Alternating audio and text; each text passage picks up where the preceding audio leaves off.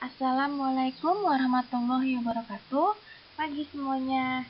Oke, bertemu lagi dengan saya dalam mata pelajaran Bahasa Indonesia.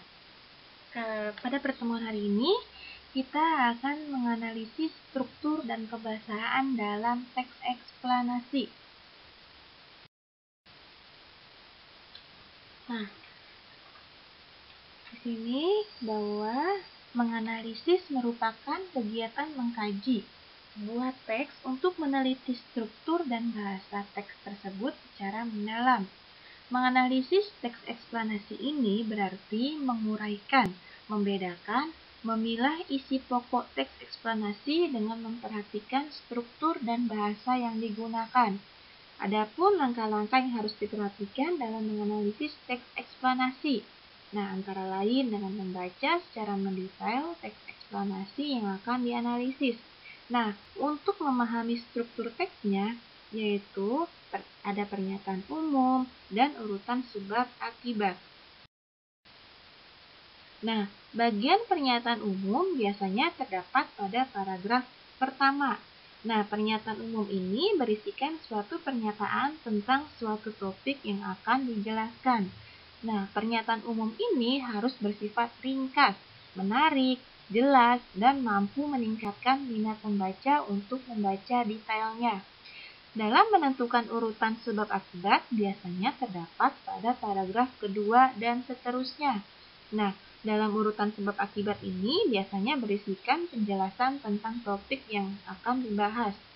Nah, dengan mengetahui struktur dan unsur kebahasaan dalam teks eksplanasi, diharapkan dapat menganalisis isi teks eksplanasi tersebut dengan baik. Nah, dalam struktur teks eksplanasi dapat dikatakan sebagai kerangka penyusun seluruh uraian dalam sebuah teks eksplanasi. Nah, sebagaimana sebuah struktur, unsur inilah yang paling bertanggung jawab terhadap seluruh rangkaian teks sehingga layak disebut sebagai teks eksplanasi. Nah, dari struktur ini pula, kita juga dapat dengan mudah mengenali apakah teks itu merupakan teks eksplanasi atau bukan. Nah, oleh sebab itu, struktur teks ini dapat juga dipandang sebagai ciri khas yang melekat kuat dalam teks eksplanasi.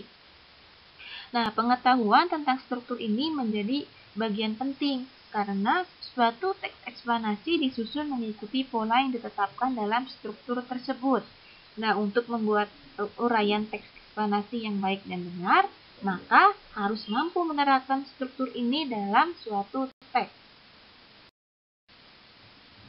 Nah, struktur yang terdapat dalam sebuah teks eksplanasi terdiri 3 bagian utama yang tersusun secara hierarki, runtut, dan logis, mulai dari yang paling awal hingga yang paling akhir. Nah, artinya sudah menjadi aturan bahwa bagian yang satu tidak boleh bertukar tempat dengan bagian lain dalam struktur tersebut. Karena jika hal ini sampai terjadi, maka suatu teks tidak layak dipandang sebagai teks eksplanasi.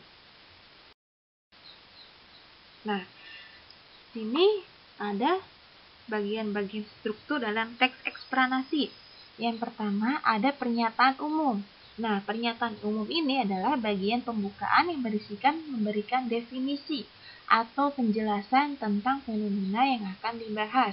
Nah, pada bagian ini biasanya berisikan pada awal paragraf. Lalu yang kedua ada deretan penjelas. Nah, deretan penjelas ini adalah bagian isi yang sebab akibat. Nah, yang berisikan secara mendetail tentang proses keberadaan atau penyebab terjadinya fenomena. Nah, pada bagian ini biasanya terdapat pada paragraf kedua setelah pernyataan umum. Lalu yang ketiga ada penutup. Nah, bagian penutup atau yang disebut dengan interpretasi. Pada bagian ini adalah bagian kesimpulan atau tanggapan tentang topik atau proses dari fenomena yang diceritakan. Nah, pada bagian ini biasanya terdapat pada bagian paragraf akhir. Nah, di sini ada soal latihan. Kalian silakan buatlah struktur teks eksplanasi dari contoh eksplanasi yang sudah pernah kalian buat. Lalu ditentukanlah bagian-bagian manakah yang terdapat ada pernyataan umum, deretan penjelas, atau sebab akibat, atau bagian penutup, atau disebut dengan interpretasi. Nah, silakan kalian ditulis dengan rapi, lalu kirimkan jawaban Anda melalui email yang sudah saya berikan. Jika ada pertanyaan, silakan japri ke saya. Nah, terima kasih. Wassalamualaikum warahmatullahi wabarakatuh.